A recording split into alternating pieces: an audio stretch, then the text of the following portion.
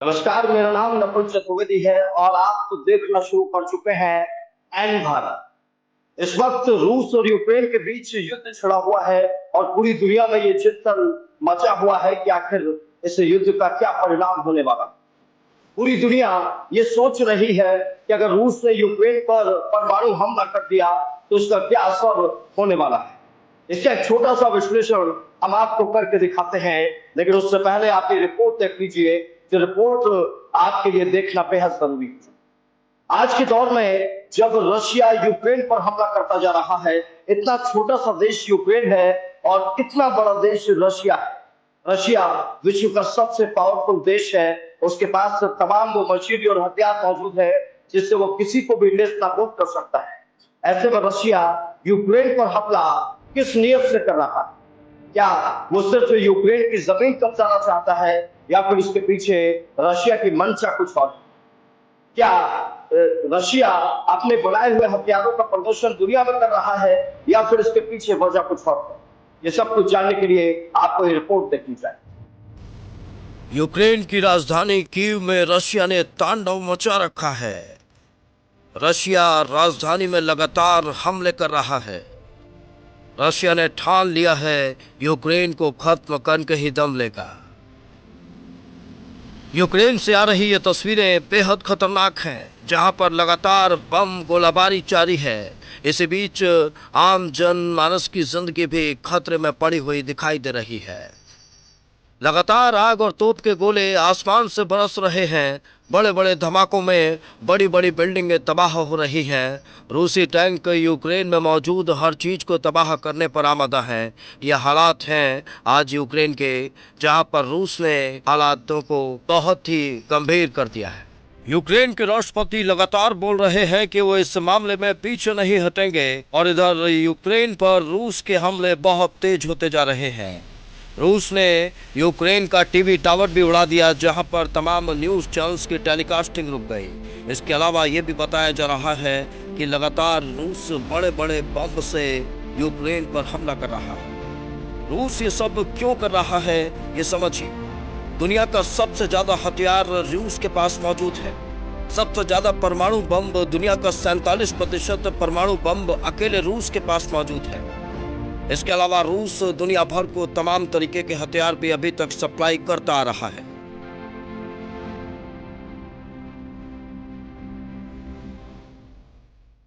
अब रूस को शक्ति प्रदर्शन करने का एक मौका मिला था और यूक्रेन उसके लिए सबसे सॉफ्ट टारगेट था, और रशिया ने यह कर दिखाया। इसे पुतिन की बेवकूफ़ी कहें या फिर गैलेस्की की कॉमेडियटी, लेकिन ये यूक्रेन की जनता पर पहाड़ बनकर टूटा है।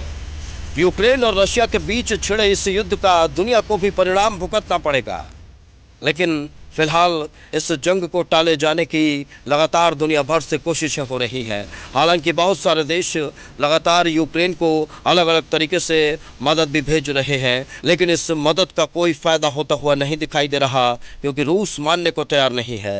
रूस जिद पर अड़ा बैठा है कि वो दुनिया को विश्व युद्ध में धकेल कर मानेगा। अपने शक्ति प्रदर्शन में रूस दुनिया को कौन सी आफत में डालेगा, ये अब सवाल बना हुआ है। नाटो देशों की बैठक भी शुक्रवार को होने वाली है और अब उस बैठक के बाद पता चलेगा कि नाटो देश आगे क्या एक्शन लेते हैं। फिलहाल जो यूक्रेन में फंसे लोग हैं वो अपने अपने तरीके से इस पूरे मामले में बयान दे रहे हैं।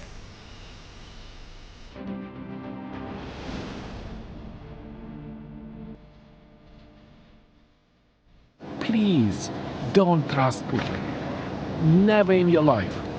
Don't trust Putin. Putin expected that within a very short period of time, within 2 days, he will rise up the Russian flag on the Ukrainian capital. This is not happening. दरअसल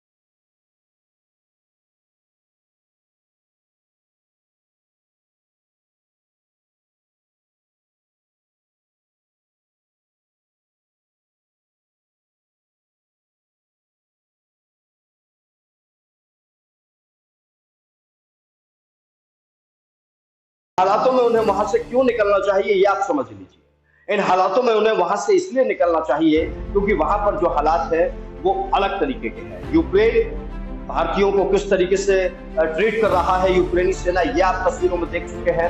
रशिया जो हमला करने जा रहा है वो नहीं देख रहा है, वो खुला यूक्रेन से उसने बोल दिया कि नागरिकों को आप हटाइए, तो उस नागरिक में हिंदुस्तान का नागरिक भी हो सकता है।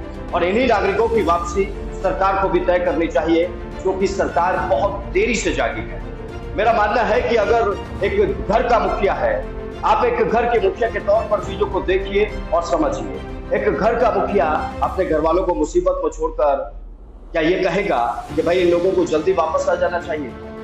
क्या घर के मुखिया की ये जिम्मेदारी नहीं होती कि वो अपने परिवार के जो लोग बाहर गए हैं उन्हें ये बताए कि भाई आ जाओ, मुसीबत आने वाली है, और नहीं आ पा रहे हो तो मैं तुम्हें लेने आ जाऊं, पैसे की दिक्कत हो तो मैं पैसे डाल दूं। घर का मुखिया अक्सर यही किया करता है। लेकिन आज हैरानी की बात है और शर्म की बात है कि सरकारें सिर्फ इस प्रचार पर लगी हैं कि सरकार के मंत्री नेता इतने छात्रों को निकाल लाए, इतने छात्रों से मिल लिया, और सिर्फ ये मिशन मोदी जी की बदौलत चल रहा है। अगर ये मिशन मोदी जी को चलाना ही था, मोदी जी की बदौलत चलना ही था, तो ये मिशन युद्ध से 1 महीने पहले शुरू हो जाना चाहिए। उन छात्र छात्राओं को वापस लाने के लिए शुरू हो जाना चाहिए था, लेकिन नहीं शुरू हुआ। देर से हुआ, कोई बात नहीं। हम यही उम्मीद करते हैं कि जल्दी हमारे तमाम छात्र वापस आएं और यूक्रेन और रशिया का यह युद्ध जल्दी खत्म हो, ताकि